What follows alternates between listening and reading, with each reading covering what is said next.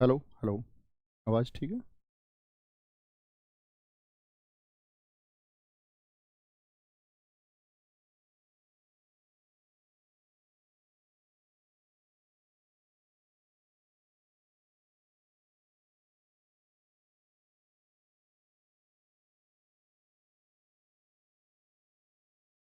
जय हिंद दोस्तों, मैं नवीन शर्मा आप सभी का स्वागत करता हूं। आशा करता हूं आप सब एकदम अच्छे हैं, एकदम बेहतरीन हैं। एक बार सारे प्यारे दोस्त बताएंगे आप सब कैसे हैं। उम्मीद करूंगा एकदम बेहतरीन होंगे, एकदम शानदार होंगे। हितेश कुमार, जगन्नाथ पांडे, अशोक, निकिता यादव, राजीव कुमार, शालिनी, नरेंद्र, अखिलेश, अजय सिंह, उमाकांत यादव, शिवम दुबे, सर्स अहलावत, अंचल त्रिपाठी, नीतू यादव, शिवानी सैनी, सारे दोस्तों का बहुत स्वागत है। और हम लोग पढ़ रहे थे दोस्त आपका समास को। और समास में कल मैंने आपको बताया समास के कितने भेद होते हैं, तो एक बार बता दीजिए सारे दोस्त समास के कितने भेद होते हैं। और मैंने आपको बताया होगा कि हम सबसे पहला जो समास पढ़ रहे होंगे वो पढ़ रहे होंगे हम द्विगु समास। क्या? द्विगु समास।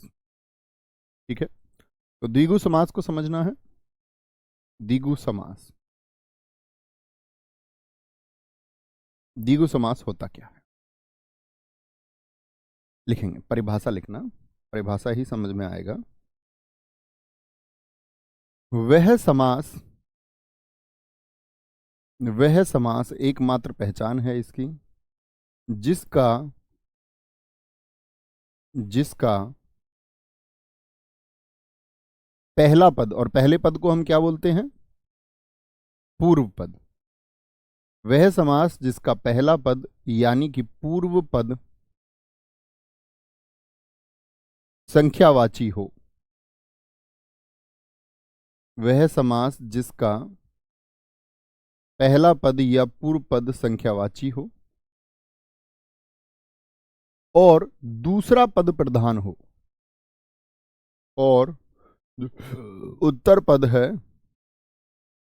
और उत्तर पद, उत्तर पद कौन सा होता है? उत्तर पद हम बोलते हैं जो हमारा बाद वाला पद है। बाद वाला पद प्रधान हो। ठीक है, इसको हम कहते हैं द्विगु समास। जैसे जी एक उदाहरण के माध्यम से समझिए, बड़ा अच्छा शब्द है, अभी आपके सामने से गुजरे हैं नवरात्र। क्या बोलोगे?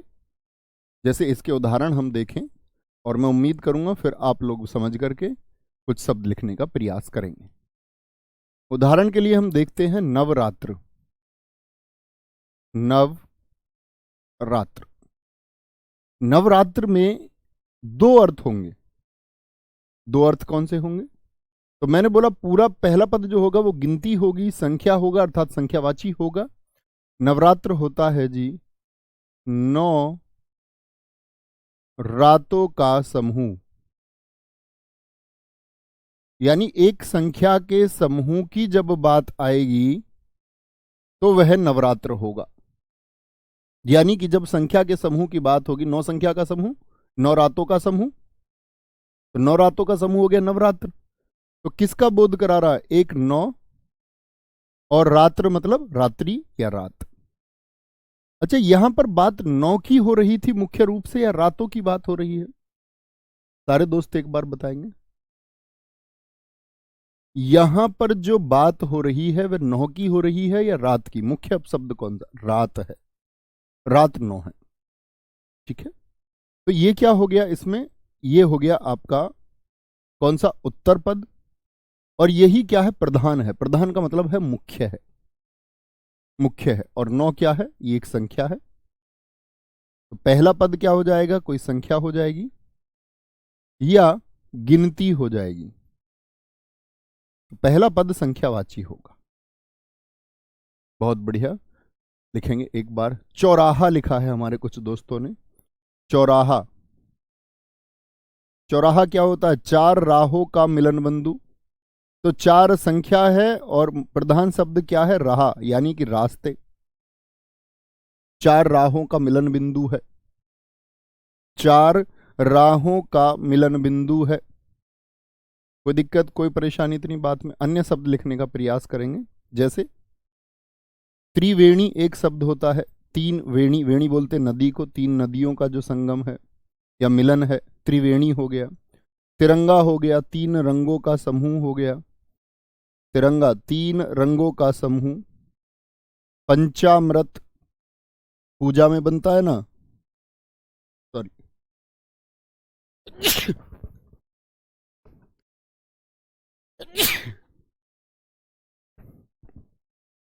पंचामृत, पंचामृत क्या होता है? पांच अमृत बोलते हैं उनको, जैसे पांच चीजों से मिला करके, जैसे घी होता है, कोई फल होता है, ठीक है, और एक आपका आटा रूप से उसको मिला करके बनाया जाता है। तो पंचामृत क्या हो गया? पांच अमृतों का समूह। जैसे कि हम बात करें त्रिलोक, तीन लोकों का समूह, त्रिलोक, त्रिलोक, बहुत बढ़िया। एक दोस्त ने लिखा है पंचतंत्र, बहुत बढ़िया जी। एक दोस्त ने हमारे ने लिखा है दोपहर, ये अच्छा शब्द है, दोपहर बोलेंगे जी, क्योंकि दोपहर क्या है? दो पहरों से मिलकर बना है, बहुत शानदार, वेरी गुड। एक दोस्त किरण तिवारी जी ने लिखा है नवग्रह, बिल्कुल होगा। नवरत्न बिल्कुल होगा, नवग्रह हो गया, जैसे नवरत्न हो गया। क्या हो गया? नवरत्न का मतलब आप लोग जानते हैं ना कि चंद्रगुप्त द्वितीय के दरबार में कितने रत्न थे? 9 रत्न थे। उसी को अकबर ने कॉपी किया, उसके दरबार में भी 9 रत्न। रत्न का मतलब क्या है? आभूषण नहीं, 9 व्यक्ति थे, तो हम बोलेंगे इसको 9 रत्नों का समूह। दशानन नहीं आएगा भैया इसमें, भैया दशानन को रख सकते हैं क्या? दशानन अगर विकल्प, जब मैं आपको बहुव्रीहि समझाऊंगा तब समझाऊंगा, दशानन आपका बहुव्रीहि समास है। पंचानन हनुमान जी जो तीसरे पद की तरफ इशारा करे वो बहुव्रीहि समास है। लेकिन अगर परीक्षा में बहुव्रीहि नहीं हुआ तब हमको द्विगु ही चुनना होगा, ये चर्चा मैं वहां पर करूंगा। बहुत बढ़िया। एक दोस्त ने हमारे ने लिखा है अठन्नी, 8 आनों का समूह होता है। 8 आने, 1 रुपए में कितने आने होते थे पहले? 16 आने। और अठन्नी जो होती थी 50 पैसे में, आपके 8 आने। जैसे चवन्नी में कितने आने होते थे? 4 आने। चवन्नी क्या होती थी? ये 4 आनों का समूह होती थी, 4 आनों का समूह। जैसे सतसई, बिहारी जी ने लिखा है सतसई को 719 दोहे हैं इसमें, 719 तो बोलते 700 दोहों का समूह। बहुत बढ़िया। एक दोस्त ने हमारे ने लिखा है चौमासा, चौमासा यानी कि 4 जो मास होते हैं जब वर्षा ऋतु आती है। बहुत अच्छा लिखा है सत्येंद्र सिंह जी ने। सप्त ऋषि, सप्त ऋषि, बहुत शानदार। सभी दोस्त एक एक शब्द लिखेंगे। सप्त ऋषि, सप्त ऋषि, वेरी गुड, बहुत शानदार।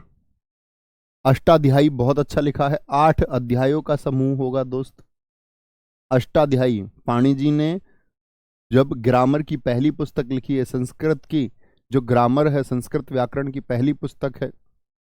दर्जन होगा कि नहीं गुरु जी? होगा, बिल्कुल होगा।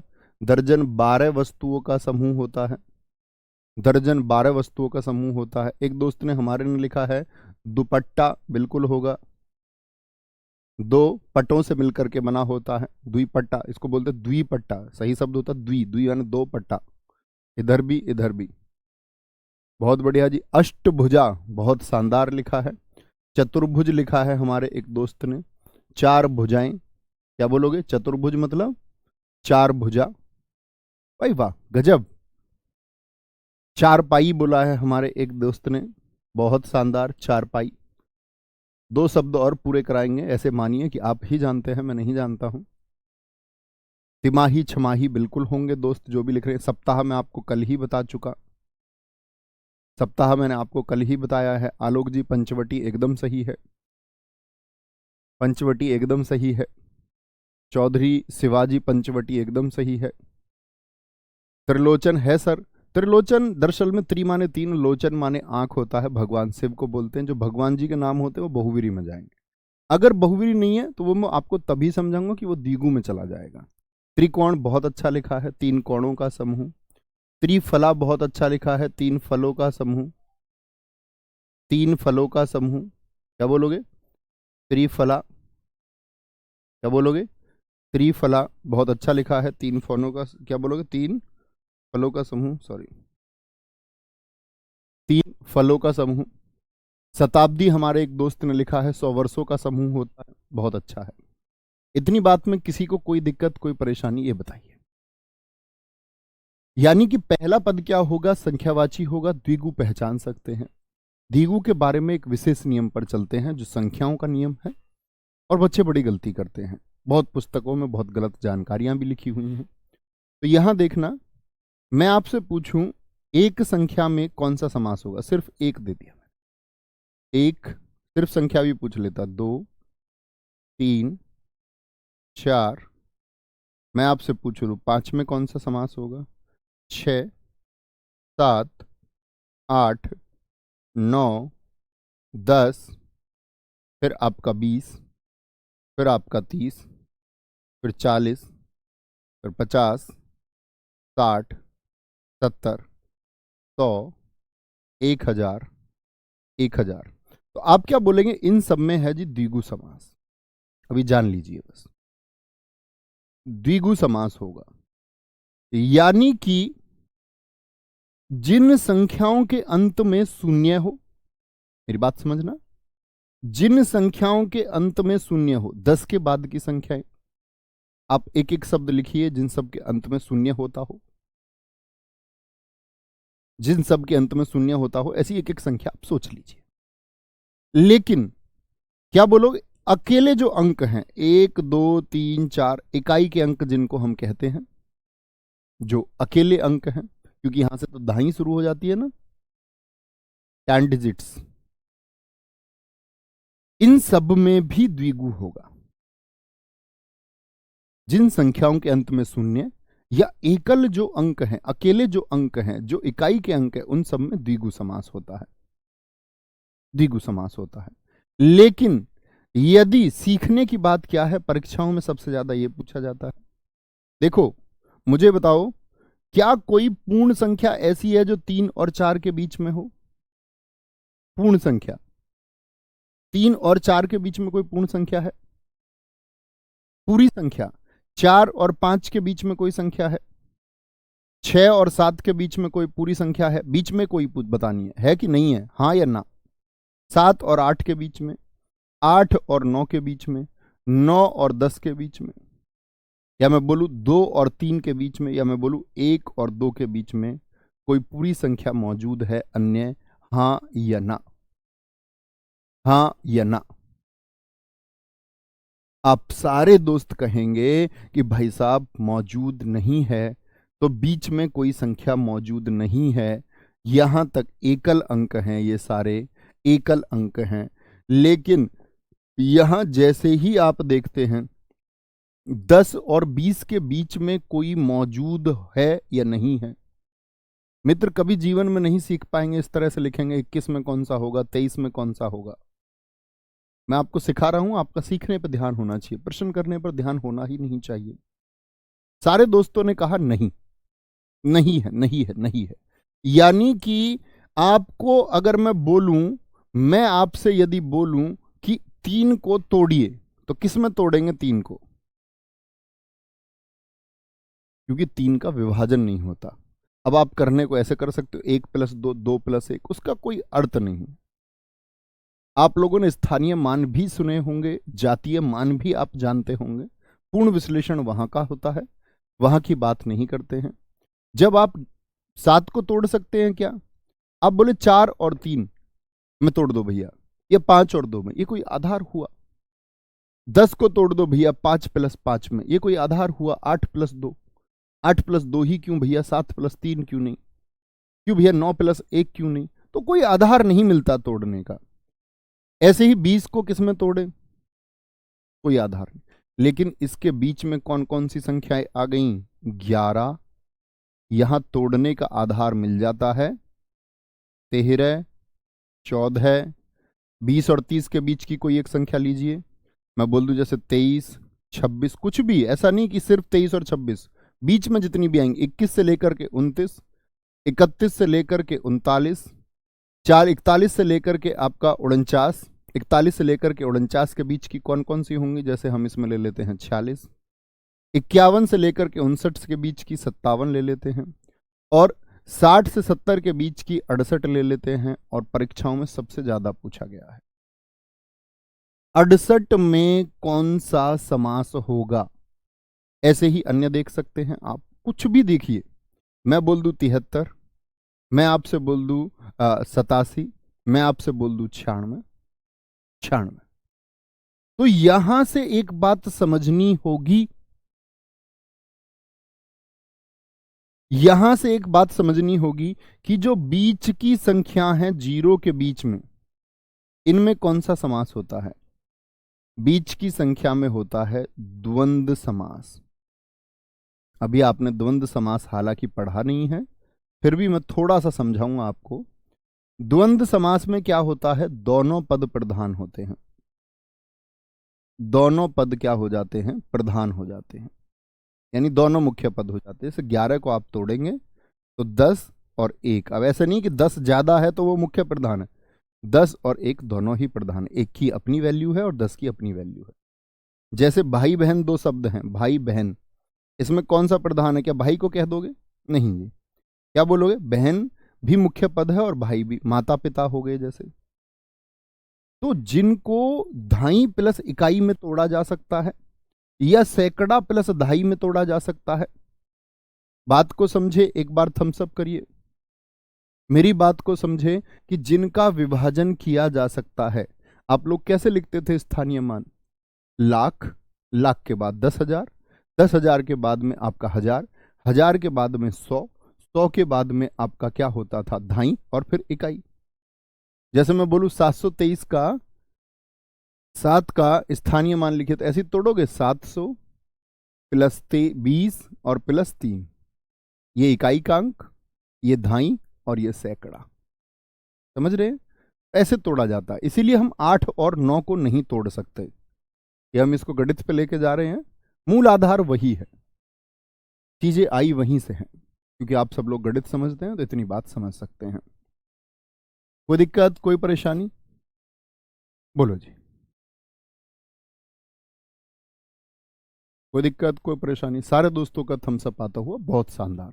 यानी कि यदि आपको लगे कि संख्या अकेली है, अकेली 9 तक होगी, और उसके बाद में ऐसी संख्याएं जिनके अंत में 0 हो, जैसे मैं बोल दूं आपका कि पूर्ण संख्याएं जो हो, जिसको तोड़ना मुश्किल ना हो, लेकिन बीच वाली जो संख्याएं होंगी जिनका यूनिट डिजिट 0 नहीं होगा, इकाई का अंक 0 नहीं होगा, वो सब किस में जाएंगी, द्वंद्व में जाएंगी, वो सब किस में जाएंगे, द्वंद्व में जाएंगे, ठीक है, क्योंकि 2 प्रधान पद करने जरूरी हैं, ठीक है, कोई परेशानी, आगे आगे यहां तक की दिक्कत, कोई परेशानी किसी भी बात को लेकर के होनी नहीं चाहिए, है तो थोड़ा सोचना और विचार करना, अगर आप कुछ जबरन सोच रहे हो।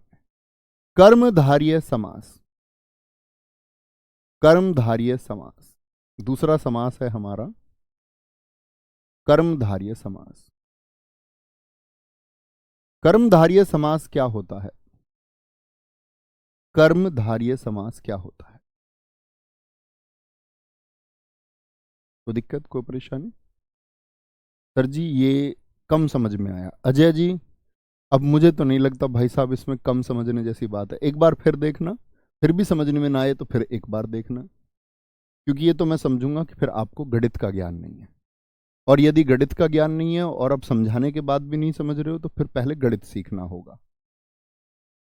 बहुत बढ़िया, शुभम यादव जी ने कहा भैया जी एक बात बोल सकते हैं, जिनका इकाई का अंक 0 ना हो वो द्वंद्व होगा, हाँ देख लेना वो टूटता भी हो, क्योंकि इकाई का अंक तो 1 भी है स्वयं, ठीक है, ओके आएंगे, कोई दिक्कत। और यदि 0 अंक है इकाई का तो हम कह सकते हैं कि वो आपका क्या होगा, बहुत अच्छी परिभाषा आपने दी है, मुझसे भी अच्छी परिभाषा, बहुत शानदार, बहुत बढ़िया।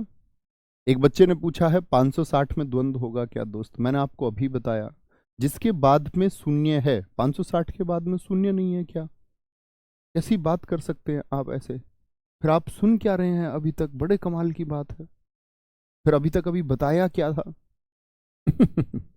मैंने बोला 1 से तक की संख्याएं तो आएंगी द्विवीय में, लेकिन संख्या 1 अंक से ज्यादा की और इकाई का अंक यदि 1 से 9 है तब वह द्वंद्व होगा, अगर इकाई का अंक 0 है यूनिट डिजिट अगर 0 है तो वो आपका हमेशा सारे क्या होंगे, द्विगु समास होंगे। सत्यम गिरी जी बहुत अच्छा आपने लिखा है, बहुत बढ़िया, समझे बात को। इकाई का अंक जिसका भी शून्य है वो सब आपके द्विगु होंगे, ठीक है, कोई दिक्कत। सर जी द्विगु का भी में कोई समास होता? हाँ, द्विगु स्वयं में एक समास है, बड़ा अच्छा प्रश्न है अभिषेक जी, बहुत शानदार। द्विगु, द्विगु का मतलब होता है दो गायों का समूह, द्वि माने दो, और गौ मतलब गायों का समूह होता है। बहुत अच्छा प्रश्न आपने पूछा है, मैं अक्सर बताता भी हूं इसको, अभी आपने पूछ लिया तो बहुत अच्छा पूछ लिया। द्विगु क्या होता है? दो गायों का समूह, यानी स्वयं द्विगु शब्द लेकर के पूछ ले, बच्चा कंफ्यूज हो जाता है। स्वयं द्विगु में कौन सा समास है, तो आप कहोगे भैया संख्यावाची है, संख्यावाची है, ठीक है। आगे आए, प्लीज मित्र ऐसे संख्या ही ना लिखो, कोई भाई साहब हमारे लिख रहे हैं, देखना इनकी मूर्खता देखो। अब तुम ये समझो, 456 में कौन सा होगा जी, 123 में कौन सा होगा जी, 232 में कौन सा होगा जी, 540 में कौन सा होगा जी। अब मैं आपको मूर्ख ना कहूं तो क्या कहूं, खुद सोचो। छोटी सी परिभाषा एक बता दी कि यदि इकाई का अंक शून्य है तो द्विगु, अगर नहीं है तो द्वंद्व होगा। इतने इतने बुद्धू हो तुम, इतने सारे बच्चे संख्या लिख रहे हैं। दोस्त काफी परिश्रम करना होगा फिर आपको। अब बोले कि भैया नई चीज आ गई ना, इसलिए अब तक रटी रटाई जो चीजें थी उनको तो उड़ा देते थे हम, रटी रटाई चीजों को दिमाग लगा ही नहीं पाते हैं हम नई चीज में। सोचा करो सर, समझा करो और सुना करो क्या बोला है। चलिए जी आगे, कर्मधारय समास। ऐसे बुद्धू बन के नहीं रहना, पूरी जिंदगी बुद्धू बने रहो कभी। बोलेंगे वह समास, वह समास जिसमें, और फिर मैं तुमसे मजाक करता हूं ऐसे ही, मैं कहा तुमको ग्रेजुएट किया किसने? बोले भैया आप तक पढ़े नहीं थे, वाह हो गए गिरते पड़ते, और गिरते पड़ते हो गए भैया, तो फिर क्या हुआ? और फिर सब इंस्पेक्टर बनने का सपना आ गया, फिर बनना है। वह समास जिसमें एक पद, एक पद, एक पद विशेषण, एक बार थम्स अप करके जानिए विशेषण जानते हैं, एक पद विशेषण और एक पद विशेष्य हो। बहुत सारी पुस्तकों में लिखा हुआ पूर्व पद होता है, लेकिन वो गलत परिभाषाएं हैं। और एक पद विशेष्य हो, क्योंकि मैंने बहुत शब्द ऐसे सोचे कि जिनमें आवश्यक नहीं है कि प्रथम पद ही विशेष्य हो या बाद वाला पद विशेष्य हो, ये बिल्कुल गलत परिभाषा है। बहुत बढ़िया, ठीक है, कोई दिक्कत? बिल्कुल साकिल जी आपने एकदम ठीक लिखा है, द्वंद्व टूटता है। द्विगु में क्या द्विगु समास होगा क्या भैया? जी हाँ शाहजहान, द्विगु में द्विगु समास होगा, ठीक है, समझे ना। अब संख्या में बाद में देख लेना है कि 0 है, पटक उठा लो एकदम से, 1 से 9 तो याद कर लो द्विगु है, बाद वाले जिनके अंत में 0 उसको उठा लो, पकड़ लो द्विगु। बाद में एक नहीं, मैं तुमसे बोल दूं 1029 में कौन सा होगा, बाद वाली संख्या पकड़ लो। 0 है क्या बाद वाली संख्या? 1 से 9 के बीच तो नहीं है संख्या, तो एकदम से क्या बोलेंगे भैया द्वंद्व है। मैं बोल दूं 1020, अंत की संख्या पकड़ लो, द्विगु है। इतनी छोटी सी परिभाषा है, ठीक है। आगे आए, एक दोस्त ने हमारे ने पूछ लिया सर जी शून्य में कौन सा समास होगा। देखो ये आर्यभट्ट हैं दोस्त, समास के लिए क्या बताया था मैंने आपको, अर्थपूर्ण तो हो, दुनिया का कोई समास नहीं हो सकता, आपके लिए इतना काफी भर बात है। अब उनको जो समझ में आया तो सुनिए, अब ध्यान गया, ये जिज्ञासु बच्चों की पहचान होती है, बहुत खूब। वह समास जिसमें एक पद विशेषण और एक पद विशेष्य हो, जैसे मैं आपसे लिखता हूं, याद दिलाता हूं मैं आपको कैसे बताया था मैंने। बोल दूं काला आदमी में कौन सा समास है, इसमें मुझे बताइए सारे दोस्त विशेषण क्या है, विशेषण क्या है? सुरेंद्र सिंह जी कह रहे हैं सुरेंद्र सिंह जी, बच्चू क्या बोल रहे हैं आप? कह रहे हैं 1 से 9 तक कौन सा समास होगा सर? आपके लेट ज्वाइन होते हो क्या कुछ बच्चे क्लास में, इस वजह से क्यों होता है? ये तो बता दिया ना कि 1 2 3 4 5 6 7 8 9 तक यदि पूछे तो द्विगु, और इसके बाद में जिनका इकाई का अंक शून्य है वो द्विगु, और जिनका इकाई का अंक शून्य नहीं है यानी कि वो 10 के बाद ही शुरू होंगी, सीधी सी बात है। यार तुम गणित कैसे करते होगे? तुम तो सम और विषम जैसी संख्याओं में तो बड़ा अटक जाते होगे, अगर तुमको एक के अंतर की संख्याएं समझ में नहीं आ रही है। और फिर समांतर श्रेणी पे तो तुम लेट जाते होगे, और गुणोत्तर श्रेणी पे तो तुम घबरा जाते होगे। फिर तुम कैसे करते होगे सवालों को भाई साहब? अंकों का खेल ही समझ नहीं आ रहा है। और एक बच्चा नहीं है, कम से कम 10 बच्चे हैं ऐसे। काला, बहुत अच्छा उत्तर सारे दोस्तों का आया। थोड़ा समझा करो मित्र, ऐसे कैसे बात बनेगी है? ऐसे कैसे ही बात बन जाएगी?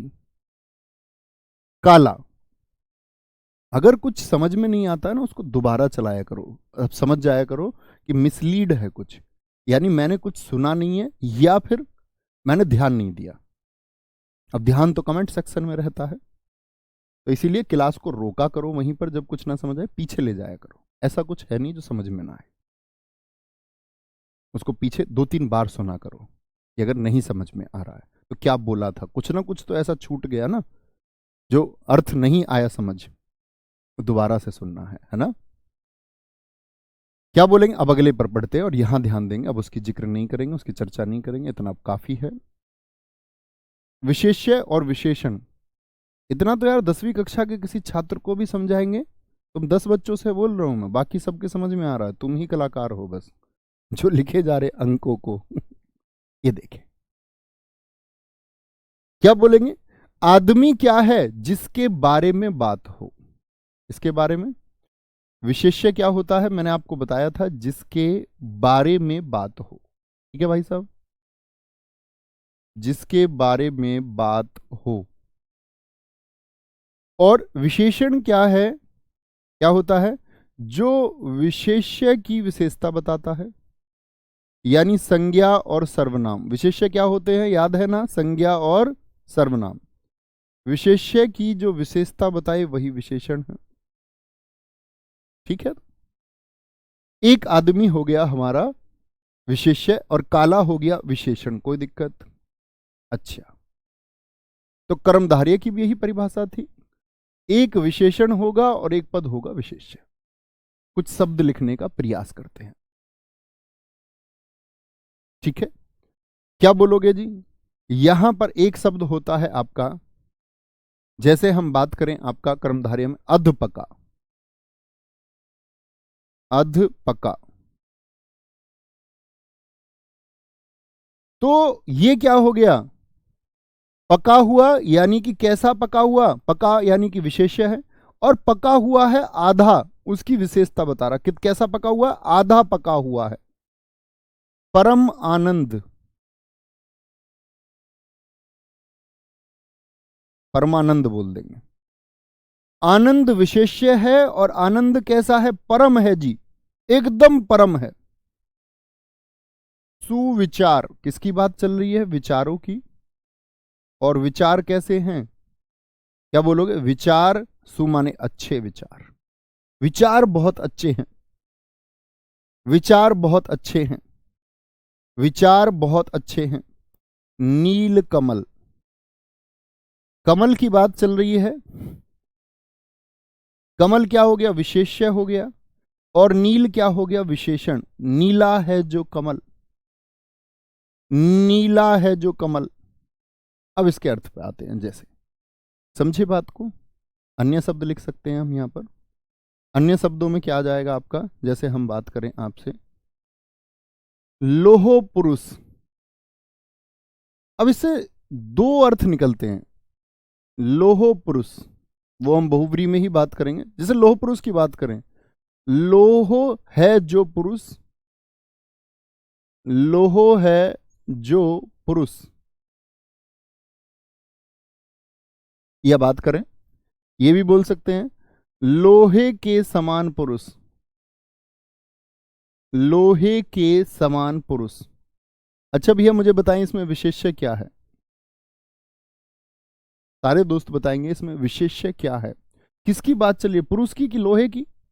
भैया पुरुष की बात चल रही है और पुरुष को कहा गया है लोहे के जैसा पुरुष, लोहो पुरुष। क्या बोलोगे? लोहो पुरुष। अधमरा, मरे की बात चल रही है, मरा हुआ कैसा है? आधा है, अधमरा। अधमरे को हम क्या कह सकते हैं? क्या बोलोगे? आधा मरा हुआ, या बोल सकते हैं मरा है जो आधा, मरा है जो आधा। मैं आप सब लोगों के शब्द भी देखना चाहूंगा एक बार। बहुत बढ़िया। एक दोस्त ने लिखा है खुशबू। खुश बोलते हैं अच्छी को, तो फिर बदबू भी होगा, बदबू भी होता है। बद माने बुरी। बू मीन्स क्या होता? बू मीन्स गंध नहीं होता, बू मीन्स होता महक। खुशबू यानी अच्छी है जो महक। तो महक की बात चल रही है, महक कैसी है? अच्छी है, तो वो तो क्या हो गया आपका? विशेषण हो गया, बू विशेष्य हो गई। अच्छी है जो बू, बू का मतलब क्या होता है? महक, सिर्फ महक। बद, बद माने बुरा। क्या बोलोगे? बुरी है जो बू, बुरी है जो महक। जो महक आपको खराब लगे वो बदबू, और जो महक आपको अच्छी लगे वो खुशबू। नील गाय, बहुत सारे दोस्तों ने लिखा नील गाय। क्या बोलोगे? नीली है जो गाय, नीली है जो गाय, नीली है जो गाय। कुछ मेरे दोस्त पीतांबर लिख रहे हैं। पीतांबर अभी नहीं समझाएंगे, पीतांबर समझाएंगे जब बहुव्रीहि समझाएंगे। पीले हैं जिसके वस्त्र, तो जैसे देखो हम बोलते पीतांबर, पीत माने क्या होता है? पीला। अंबर माने वस्त्र, यानी वस्त्र कैसे? पीले हैं। तो पीतांबर नो डाउट कर्मधारय समास है, लेकिन जब बहुव्रीहि आ जाएगा तो पीतांबर एक भगवान जी का बोध कराएगा, भगवान विष्णु और भगवान कृष्ण जी, और भगवान जी के नाम किस में जाएंगे? तीसरे पद की तरफ इशारा करें तो बहुव्रीहि में। ये हम बहुव्रीहि में ही समझेंगे, ये हम बहुव्रीहि में ही इसलिए समझेंगे। लिखिए जी। श्वेतांबर, एक दोस्त ने लिखा, यहां से किसी भगवान जी का बोध नहीं होता। श्वेतांबर, श्वेत अंबर, श्वेत है जिसके वस्त्र, यानी कि श्वेत किसको बोलते? सफेद को। जैन धर्म की दो शाखाएं हैं, सफेद है जो अंबर, अंबर किसको बोलेंगे? वस्त्र को। तो मित्र यहां से एक बात आप समझते हैं, जैसे जैन धर्म की दो शाखाएं हैं, श्वेतांबर और दिगंबर। एक दिगंबर होते हैं जो वस्त्र ही नहीं पहनते, जो कहते हैं कि दिशाएं ही हमारे वस्त्र हैं, दिशाएं ही हमारे वस्त्र हैं। प्यारे भैया में क्या होगा जी? अभिषेक, अरे अच्छा, बहुत शानदार। काला कुत्ता, प्यारी प्राची, प्यारे भैया, खूनी आत्मा। बिल्कुल ठीक है, ये सब कर्मधारय समास के उदाहरण हैं। बहुत अच्छा लिखा है। सुकुमार, मोहन सिंह तोमर जी ने बहुत अच्छा लिखा है, वेरी गुड। कमल नैन, प्रवीण कुमार यादव जी का बहुत अच्छा शब्द है। क्या बोलोगे? कमल नैन। कमल नयन में क्या होगा? नयन कैसे हैं? कमल जैसे हैं। नयन कैसे हैं? कमल के जैसे हैं। बहुत शानदार। एक दोस्त ने लिखा हमारा सज्जन। सज्जन का जब संधि विच्छेद इसके बाद में हम संधि ही सीखेंगे तो हम जानेंगे सत धन जन। सत माने अच्छा, जन माने पुरुष। जन की बात चल रही है, जन कैसा है? अच्छा है। जन कैसा है? अच्छा है। सुलेख, हमारे एक भाई साहब ने लिखा है, दिखाए नाम क्या है? घनश्याम राजभर जी, बहुत बढ़िया। सुलेख, सु माने अच्छा और लेख माने लेखन, लिखाई। सद्भावना, एक हमारे दोस्त ने लिखा है बड़ा अच्छा। सद माने अच्छी और भावना, भावना की बात चल रही है। भावना कैसी है? अच्छी है, अच्छी है। नीलकंठ, बहुत अच्छा शब्द आप लोगों ने लिखा है, बहुत बढ़िया। कमल नयन बिल्कुल होगा जी। दुष्प्रभाव बिल्कुल होगा। बुरा प्रभाव, दुष्प्रभाव, प्रभाव इसमें विशेष्य हो गया, और दुष् माने बुरा हो गया, दुष्प्रभाव हो जाएगा। बुरी आत्मा हो जाएगा जी, बिल्कुल होगा, क्यों नहीं होगा? आत्मा कैसी है? बुरी है। बस एक विशेष्य और एक विशेषण होना चाहिए, बुरी आत्मा, बुरी है जो आत्मा। मृत्युंजय यादव जी ने बड़ा अच्छा शब्द लिखा है महाकवि, और एक शब्द इन्होंने लिखा है चंद्रमुख। मुख कैसा है? चंद्रमा के जैसा है। ठीक है, बहुत बढ़िया जी।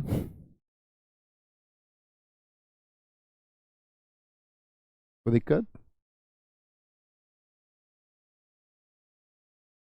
धर्म बुद्धि, वेरी गुड। नहीं, घास फूस नहीं हो सकता रवि सागर जी, ये तो हम द्वंद्व में पढ़ेंगे। घास और फूस में बताओ कौन सा किसकी तारीफ कर रहा है? मैं लिख दूं घास फूस, आप सारे दोस्त बताइए क्या इसमें विशेष्य क्या है? भैया फूस है, तो घास क्या फूस की विशेषता बता रही है? थोड़ा सोचिए, एक पद विशेष्य और उसकी विशेषता बताने वाला होना चाहिए। छोटे भैया हो जाएगा कि हाँ बिल्कुल हो जाएगा। चंद्रमुख है तो चंद्रमुखी भी हो जाएगा। सदाचार बिल्कुल हो जाएगा रूबी जी, बिल्कुल हो जाएगा। लालमणि हो जाएगा जी, बिल्कुल हो जाएगा, बहुत अच्छा शब्द है। नीलमणि, लालमणि, मणि कैसी है? लाल है। बहुत अच्छा शब्द आपने लिखा है, वेरी गुड। आप सब सोच पाते हैं, ये अच्छी बात है। क्रोध अग्नि हो जाएगा जी, बिल्कुल होगा।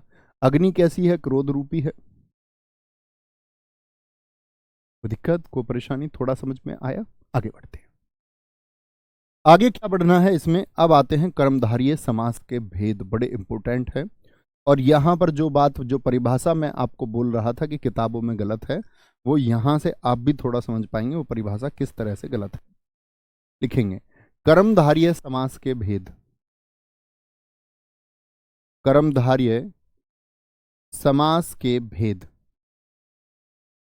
और कर्मधारय समास के भेद कितने होते हैं? आप हमेशा कहना 4 होते हैं। एक है विशेषण पूर्व पद।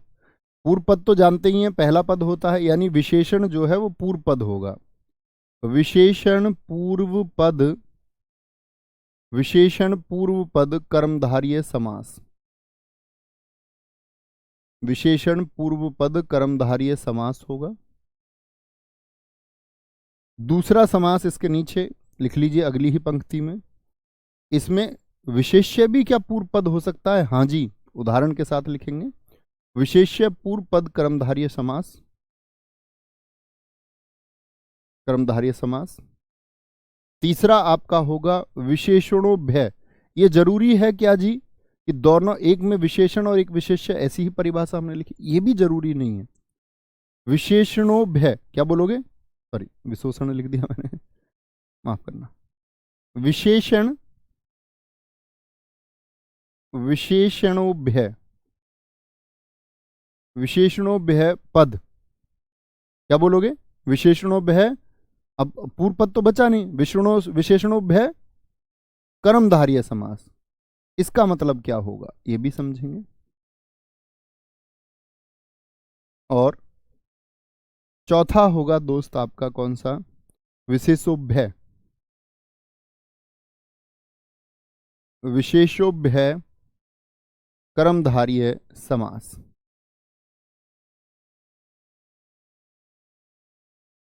समझना थोड़ा ध्यान से। आ गया। दुनिया में लाखों करोड़ों शब्द हैं दोस्त, मैं आपके सारे शब्दों के उत्तर मैं नहीं दे सकता हूं। बहुत सारे दोस्त अभी भी कर्मधारय समास के उदाहरण लिख रहे। अब आपको यहां आ जाना है, वो बात छोड़ देनी है, अब उसमें सोचते रहिए आप। जैसे भानु प्रताप जी ने सोच लिया सर महासागर होगा, महाकवि भी होगा, महात्मा भी होगा। तो सोचने का खेल है सारा, इतना परिश्रम आपको और इतनी रिसर्च करनी भी होगी। यहां आएंगे, टॉपिक है कर्मधारय समास के भेद। कितने होते हैं मित्र? 4।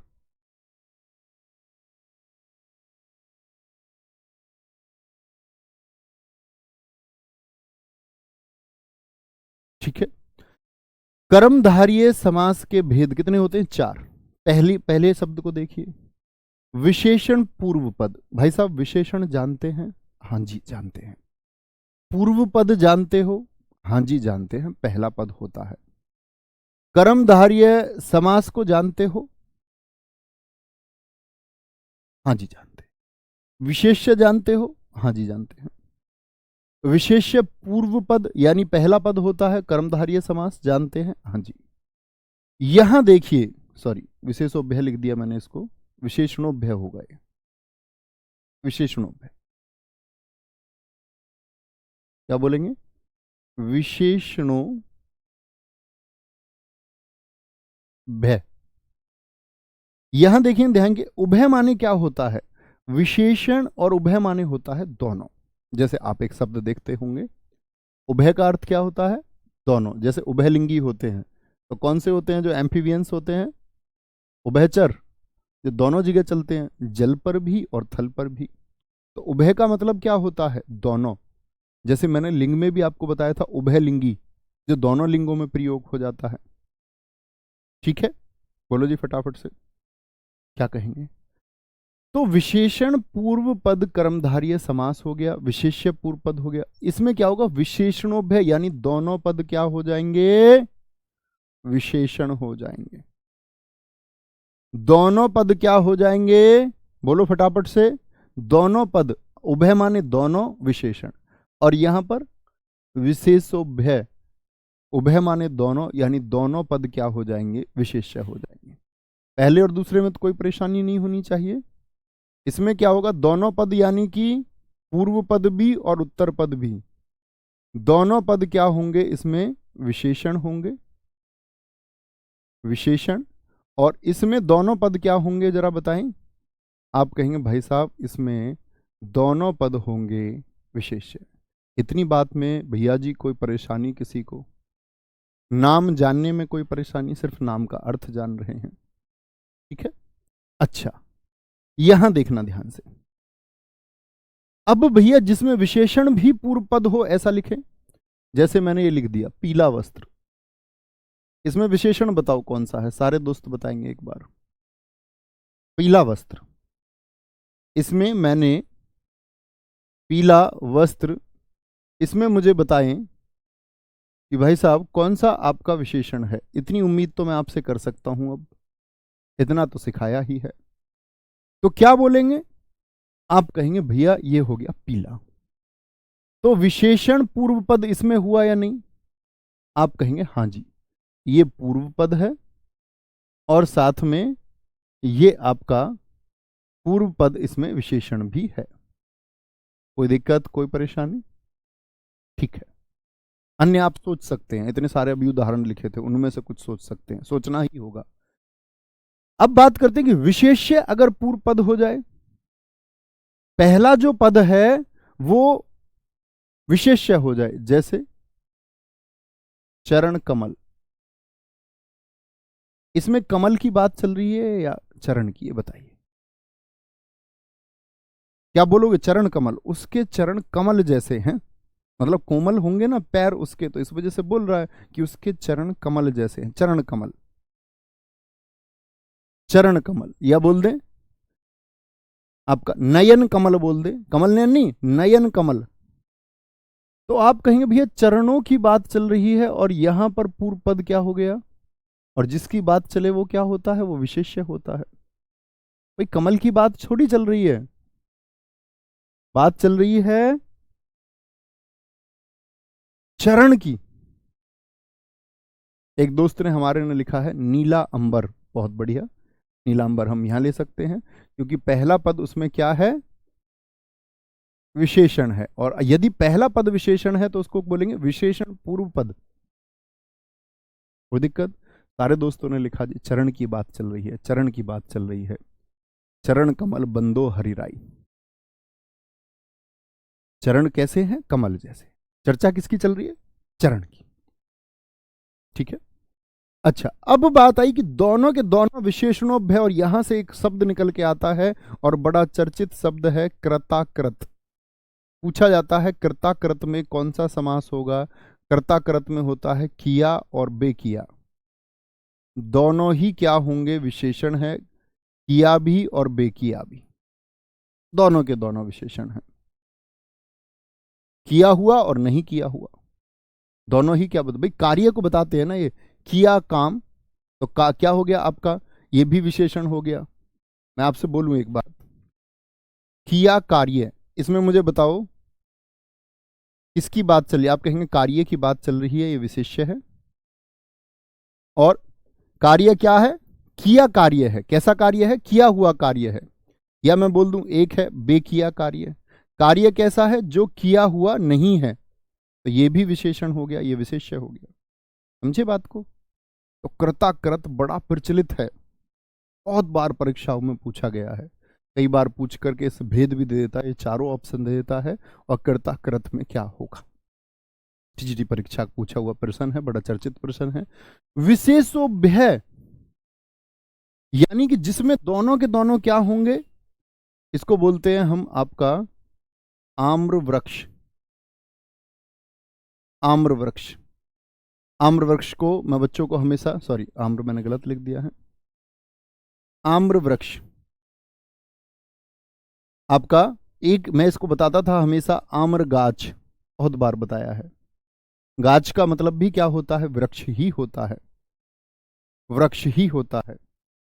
देखो जरा ध्यान से, अब मैं आपसे पूछूं कि आम्र माने आम हो गया, तो बात किसकी चल रही है, आम की, और बात वृक्ष की भी चल रही है, तो दोनों के दोनों की बात चल रही है यहां। तो दोनों के दोनों क्या हैं, दोनों पद क्या हैं, दोनों पद क्या हैं आपके, विशेष्य हैं। क्योंकि ऐसा तो नहीं चल रहा है, अब मैं ये बोल देता काला आम, कतले आम बुलंदशहर है, काला आम, तो आप कहते भैया आम काला है, एक विशेषण एक विशेष है। मैं कह देता ऊंचा वृक्ष, तो आप कह देते वृक्ष की तारीफ बताई जा रही है कि वृक्ष ऊंचा है या नीचा है, ऊंचा है और नीचा। लेकिन यहां पर दोनों पद प्रधान है कि नहीं है, सॉरी दोनों पद विशेष्य हैं कि नहीं है। जैसे एक दोस्त ने हमारे ने बहुत अच्छा लिखा है, रूबी केसरवानी जी ने, आम्रफल, आम का फल, यानी आम और फल। कोई दिक्कत, कोई परेशानी? एक शब्द होता है आपका रसांकुर, तो रस और अंकुर दो शब्दों से मिला है, तो रस और अंकुर दोनों का एक दूसरे से कोई लेना नहीं, रस का अपना एक संज्ञा शब्द है और अंकुर एक संज्ञा शब्द है। विशेष्य होने के लिए क्या होना पड़ता है, संज्ञा या सर्वनाम, ये मैंने विशेषण में समझाया था आपको। तो मुझे बताओ आम एक संज्ञा शब्द है कि नहीं है, हाँ या ना? हाँ भैया, आम जातिवाचक संज्ञा है। वृक्ष एक संज्ञा शब्द है या नहीं है? आप कहेंगे हाँ जी, वृक्ष भी जातिवाचक संज्ञा है। तो अगर दोनों संज्ञाएं हैं तो विशेषण तो नहीं हो सकती, और यदि दोनों संज्ञाएं हैं तो दोनों ही क्या हो गए, विशेष्य। याद है मित्र विशेष्य की वो परिभाषा जिसमें मैंने कहा था कि संज्ञा और सर्वनाम को ही हम विशेष्य कहते हैं, संज्ञा और सर्वनाम को ही हम विशेष्य कहते हैं। कोई दिक्कत, कोई परेशानी, बात समझ में आई? कोई दिक्कत, कोई परेशानी? सर जी आपने देखा है काला आम बुलंदशहर, मेरा बच्चे जिला बुलंदशहर ही है। हम आ गौतम बुद्ध नगर गए लेकिन डिस्ट्रिक्ट अपना बुलंदशहर ही है। मैंने बुलंदशहर का हर एक कोना देखा है, मतलब गाँव कुछ तो नहीं, लेकिन हाँ सिटी बुलंदशहर देखा ही है। आ गए, बहुत बढ़िया। ताम्रपत्र एक बच्चे ने लिखा, ताम्रपत्र, तो ताम्र, तांबा क्या है, संज्ञा शब्द हो गया, द्रव्यवाचक संज्ञा, और पत्र भी क्या हो गया, संज्ञा, दोनों संज्ञा दोनों विशेष्य हो गए। एक हमारा दोस्त ने बहुत अच्छा सीख पाए, उन्होंने लिखा आपका जम्बूदीप, जम्बूदीप, दोनों अलग अलग हैं विशेष्य। एक हमारे दोस्त ने लिखा वृष्टि छाया, एक आपका वृष्टि के लिए, वर्षा और छाया के लिए इस्तेमाल हो गया अलग अलग। एक दोस्त ने लिखा तेज गति, नहीं तेज गति नहीं हो। चलो मैं आपसे पूछ लेता हूं, इन चारों में से मुझे ये बताओ, प्रश्न मेरा ये है, अगर मैं लिख दूं जैसे हमारे इन भाई साहब ने लिखा तेज गति, शायद ये किसी और के लिए लिख रहे हो, कभी कभी कमेंट लेट भी आता है। तेज गति में कर्मधारय समास का कौन सा भेद होगा, कर्मधारय का कौन सा भेद होगा? बड़ी जबरदस्त चीज आज हमने पढ़ी है, नए छात्र जो जान रहे हो उनको मजा आ जाना चाहिए कि कुछ जाना है। तेज गति तो किसके बारे में चल रही है, गति के बारे में बात चल रही है, विशेष्य है। और गति कैसी है, तेज है, तो ये तो तेज, मंदा, ये सब क्या होता है, विशेषण होता है। गुणवाचक विशेषण में नहीं बताया था क्या, तेज, मंदा, ऊंचा नीचा, ऊंचा नीचा, तो बताओ जरा क्या बोलेंगे, विशेष्य और विशेषण। तो पहला पद क्या हो गया? विशेषण हो गया, और पहला पद विशेषण हो गया तो ये हो जाएगा आपका क्या? विशेषण पूर्व पद। क्या हो गया? विशेषण पूर्व पद हो गया ये।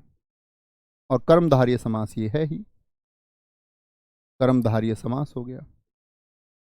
खोज के निकाल दोगे ना कर्मधारय समास को भी, और उसमें भी कौन सा भेद है आप देखोगे। अधिकतम वाक्यों में आपको यही मिलेगा, अधिकतम। इसीलिए हिंदी की किताबों में ये परिभाषा लिखी हुई है कि पहला पद विशेषण और दूसरा पद विशेष्य होता है। अक्सर ये आपको परिभाषाएं मिलेंगी, जर्नल सभी किताबों में मिलती है, परीक्षाओं में भी पूछी जाती है। यदि एक पद विशेषण और एक विशेष्य हो तो कौन सा समास होगा? कर्मधारय होगा। लेकिन भाई साहब आपको पता होना चाहिए कि ये आवश्यक नहीं है, आम तथ्य है, परिभाषा सही है क्योंकि अधिकतर शब्दों पर सही बैठती है। आपको अधिकतर विकल्प भी इसी के मिलेंगे, लेकिन आप कहेंगे 3 अन्य भी होते हैं, ऐसा नहीं है कि होते नहीं है। ठीक है, तो उम्मीद करूंगा आपको समझ में आया होगा। मिलते हैं दोस्त आपका कल नहीं, सॉरी, सोमवार को मिलते हैं। Thank you. जय हिंद, जय भारत, जय मां सरस्वती। पढ़ते रहिए, आगे बढ़ते रहिए। Thank you.